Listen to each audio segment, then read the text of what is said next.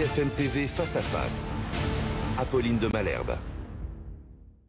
Il est 8h32 et vous êtes bien sur RMC et BFM TV. Bonjour Jérôme Fourquet. Bonjour. Merci d'être dans ce studio ce matin pour analyser pour nous ce nouveau gouvernement. Vous êtes le directeur du département Opinion et Stratégie de l'IFOP et votre dernier livre, c'était La France d'après. Est-ce que c'est déjà le visage de cette France d'après, l'annonce du nouveau gouvernement de Gabriel Attal hier? Est-ce qu'il vous semble d'abord correspondre aux attentes des Français, à cette opinion que vous sondez chaque jour? Alors, il faut être un peu prudent et on va juger, et les Français jugeront aux actes. Le remaniement aujourd'hui se résume, ce qui va rester une fois que la poussière sera retombée, pour les Français, à la nomination de Gabriel Attal à Matignon et l'entrée surprise, le coup médiatique de Rachida Dati au ministère de la Culture. Une fois qu'on a dit ça et que la poussière sera retombée, que restera-t-il de tout cela? Parce que les gens qui ont l'habitude de faire des feux de cheminée ou du barbecue, ils savent qu'il y a deux types de bois. Il y a les bois qui font de la flamme et ceux qui font de la braise. Et donc là, pour l'instant, on a de la flamme. C'est-à-dire que ça marque les esprits. Toutes les plateaux, les matinales. La surprise Dati, c'est le titre du journal Le Parisien aujourd'hui en France. Voilà, il y avait la surprise Attal et donc il y a une deuxième surprise. Pour une fois que tout ça sera retombé, parce que les Français regardent ces événements avec un peu de distance et de prudence, il faudra voir la marque et la trace qui va être imprimée dans les mois qui suivent, avec des éléments, pour revenir à votre question, intéressants, dans les propos qu'a tenus Gabriel Attal lors de sa première interview télévisée. On va d'abord écouter déjà ce mot d'action, qui est le mot qu'il a martelé. On l'écoute. Moi, ce que je veux, c'est de l'action, de l'action, de l'action, des résultats, des résultats, des résultats. Et puis c'est l'énergie des femmes, des hommes, engagés à 200% pour répondre aux attentes des Français. Ça, c'est pas une grande surprise, mais disons qu'il le martèle, quoi. Voilà, donc, et il avait dit d'autres choses avant, en disant, moi, ma méthode, c'est de décrire et de dire le réel. Et ça, je pense que c'est très important, on en avait déjà parlé ensemble, c'est-à-dire poser un diagnostic sur l'état du pays qui soit en phase avec ce que ressentent une majorité de Français. Parce que si le diagnostic que vous posez ne correspond pas à ce que les Français voient de leurs fenêtres, c'est même pas la peine d'aller à l'étape d'après. Donc ça, c'est un élément intéressant. Et sur lequel il avait jusqu'à présent été plutôt bien jugé par les Français. Il a été bien jugé, tout à fait, notamment dans sa prise de poste au ministère de l'Éducation nationale. Donc on va voir si la méthode Attal peut encore se déployer et si on lui laisse le faire depuis l'Élysée notamment.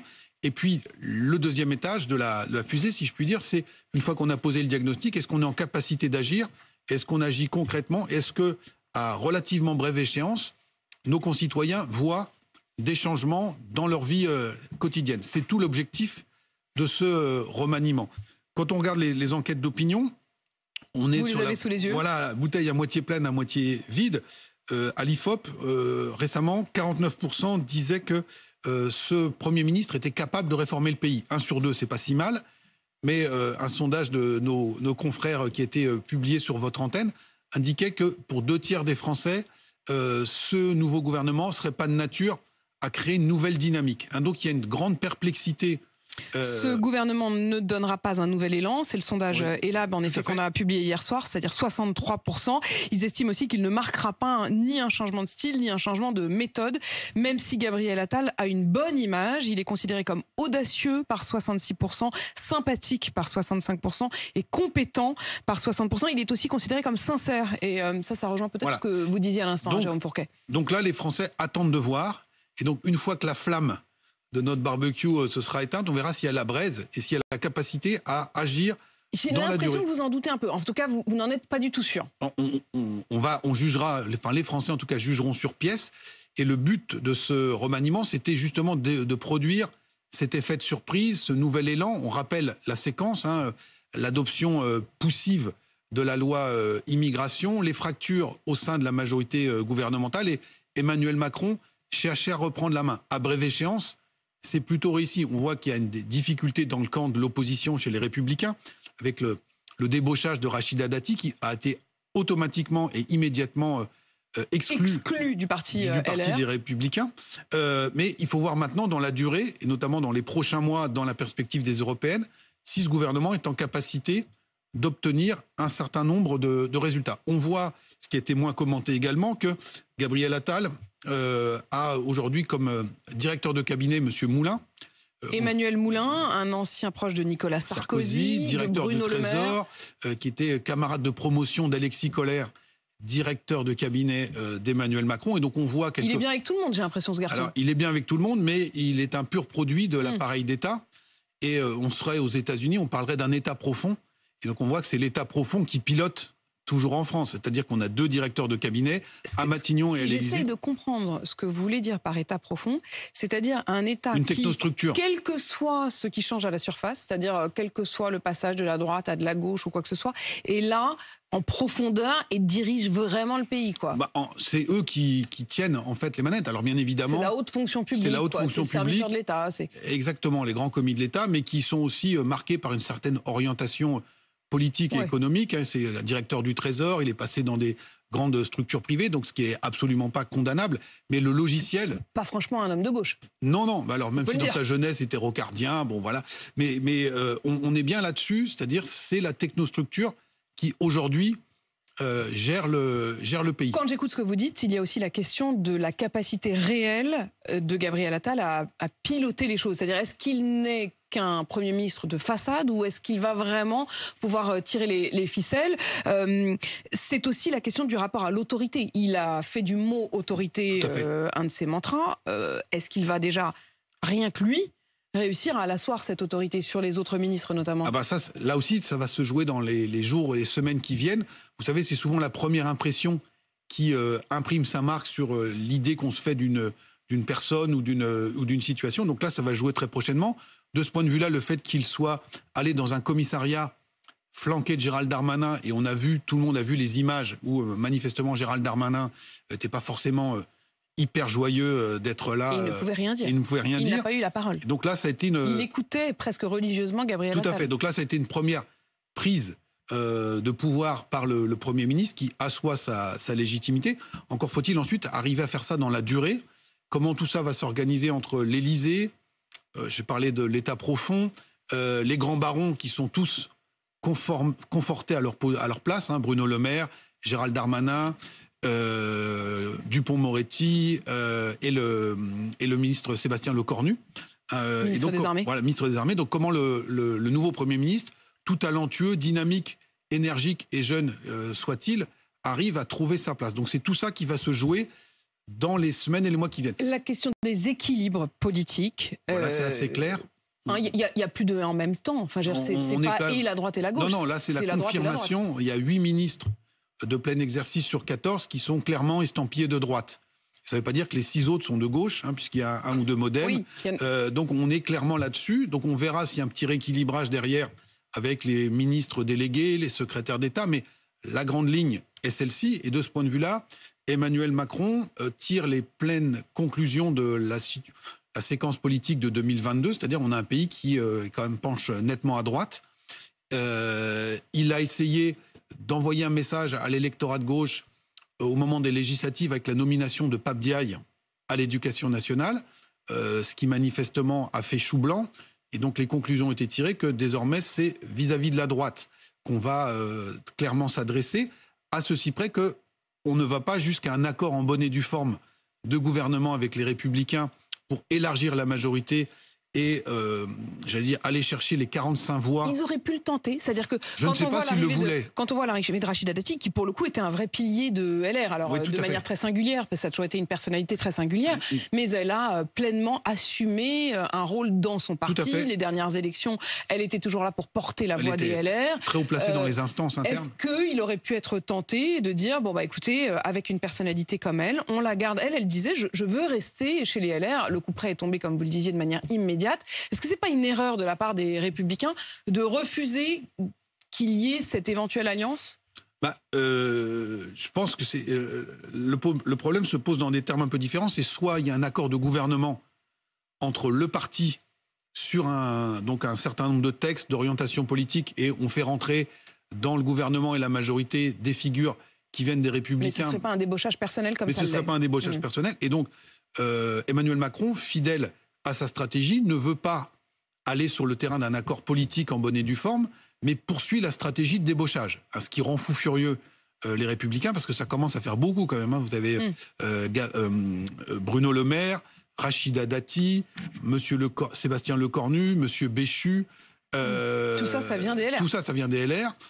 Et comme vous le disiez tout à l'heure, à des postes qui n'étaient pas des moindres. Et des gens qui étaient Catherine Vautrin désormais, etc., etc. Donc, on est dans la volonté de s'adresser à l'électorat de droite, de continuer de déstabiliser les Républicains sans passer par la case accord en bonne et due forme. Est-ce que ça va être suffisant ? L'avenir le dira. Encore une fois, vous me trouvez très prudent, mais au même poste qu'occupe aujourd'hui Rachida Dati, au moment de la nomination du gouvernement Castex, il y avait une autre surprise, c'était l'entrée de Roselyne Bachelot au gouvernement. Et on a vu ce que ça avait donné. Et donc, au bout de quelques mois ou quelques semestres, le pétard a fait un peu pchit. Et donc, il a fallu remanier et repasser à autre chose. Donc, les réponses à vos questions, on les aura dans les prochains mois. En tout cas, si je vous écoute, vous dites la France est de droite et ce gouvernement est désormais raccord donc avec l'état d'esprit du pays. Alors, on le voit dans la composition du gouvernement, mais également aussi dans les termes, les mots qui sont choisis et les orientations qui sont données à ce qu'on peut en connaître par Gabriel Attal, qui parle de réarmement moral et civique, de retour de l'autorité, de libération des énergies sur le plan économique. Et donc on est sur des thématiques où un vocabulaire qui fleure bon, le vocabulaire qui est habituellement employé par la droite. Et donc on attend, comme vous disiez, ou certains attendent le en même temps, c'est-à-dire est-ce qu'il y a d'autres des signaux qui vont être envoyés? Est-ce que vous y voyez dans les premiers pas de Gabriel Attal? Certains ont dit, et d'ailleurs la gauche s'empresse de parler d'un gouvernement Sarkozy. Il a parlé de la France qui se lève tôt dès son premier déplacement. Il a été chercher une Rachida Dati qui est clairement identifiée à Nicolas Sarkozy. Est-ce qu'il y a cette patte-là? On le sent. Alors il se dit qu'il a été reçu à déjeuner par l'ancien président de la République quelque temps avant sa nomination. Mais son énergie, sa détermination, les thématiques qu'il tente de préempter sur le travail, l'autorité, les règles, etc., etc., quand vous mettez en parallèle un certain nombre d'images, de propos de Gabriel Attal avec ce que pouvait faire à sa grande époque, notamment dans sa stratégie d'accession au pouvoir, Nicolas Sarkozy, quand il était ministre de l'Intérieur, il y a quand même des ressemblances qui sont assez parlantes. D'aucuns ont dit que Gabriel Attal était un bébé Macron. Moi, je considère que, en termes de style et aujourd'hui en termes d'orientation idéologique, si tant est qu'elle soit confirmée, on est plutôt dans une inspiration de sensibilité sarkozyste. C'est plus un bébé sarkozyste qu'un bébé Macron. Jérôme Fourquet, cette jeunesse, justement, aujourd'hui dans les derniers sondages d'opinion, vous en avez fait, et là, en a fait. C'est même pas une question pour les Français. Non, alors c'est plutôt même quelque chose qui est jugé positivement. 60% des Français et 75% de l'électorat de droite considèrent que Gabriel Attal, c'est un peu le moins, renouvelle le personnage politique. Mais c'est absolument pas un handicap qu'il n'ait que 34 ans. Et au contraire, c'est plutôt une demande.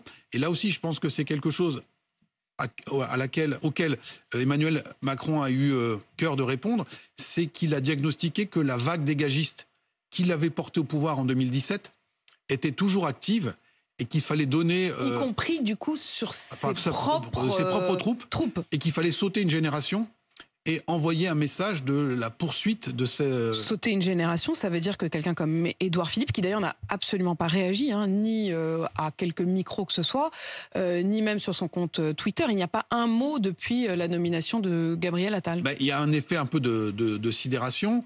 Ensuite, ils se disent qu'ils auront toujours le temps de s'exprimer. Ils vont voir comment le vent va tourner.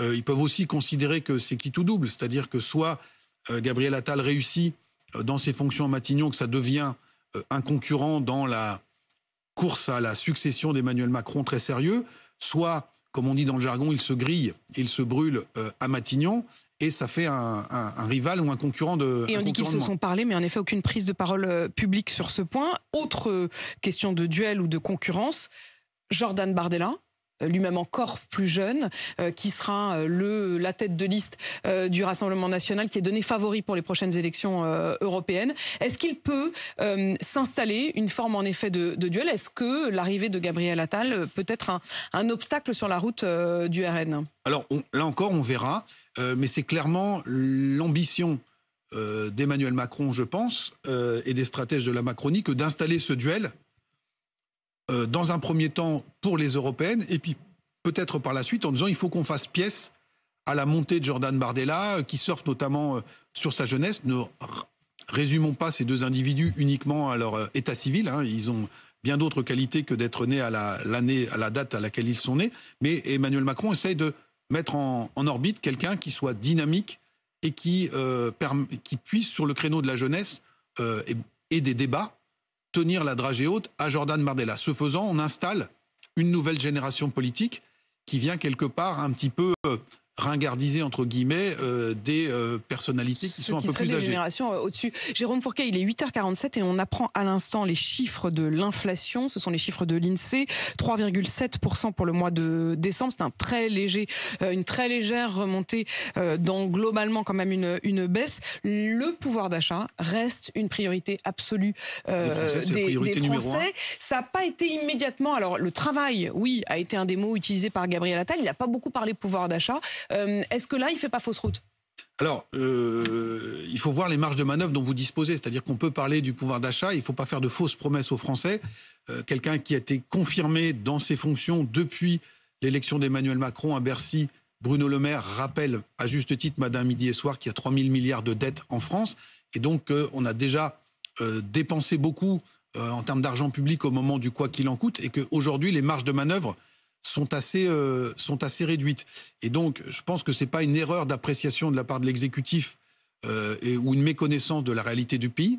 C'est le fait qu'il n'y a pas forcément beaucoup de grains à moudre, comme aurait dit un syndicaliste d'antan, pour le gouvernement sur cette question du pouvoir d'achat. Sauf à, thématique sarkozyste, baisser les impôts des classes moyennes, ce que Gabriel Attal a annoncé. Donc on verra quelles modalités seront retenues. Il a distingué, et il le faisait déjà lorsqu'il était à Bercy, mais il l'a fait aussi dès ses premières interventions, il a distingué, et il le fait régulièrement, ceux qui travaillent, qui doivent gagner leur vie par leur travail, et ceux qui ne travaillent pas, qui doivent moins bien. C'est-à-dire la distinction doit être nette et doit s'accentuer. Est-ce que c'est pas une manière de diviser ? Alors, d'aucuns verront ça de cette manière-là. Nous, quand on réalise à l'IFOP des enquêtes, on voit que ce sujet revient quand même assez régulièrement. Vous avez 17% de la population active qui est au SMIC. Et donc, le SMIC, aujourd'hui, comparé à un certain nombre de minima sociaux, avantages divers et variés, eh bien, n'offre plus, dans certains cas, il ne faut pas caricaturer, mais dans certains cas, une prime ou un écart très important ou très significatif avec le niveau de vie dont pourraient bénéficier, encore une fois, dans certains cas, certains ménages qui ne travailleraient pas. Et donc ça, c'est quelque chose qui revient de manière lancinante. Et le fait que Gabriel Attal s'engouffre dans ce sujet-là, là aussi, ça nous renvoie aux années Sarkozy. C'est-à-dire que un des mantras du Sarkozy, c'était « il faut que le travail paye ». Sous-entendu qu'il paye davantage que les revenus de l'assistance. C'était, vous vous souvenez, cette fameuse formule sur la France qui se lève tôt.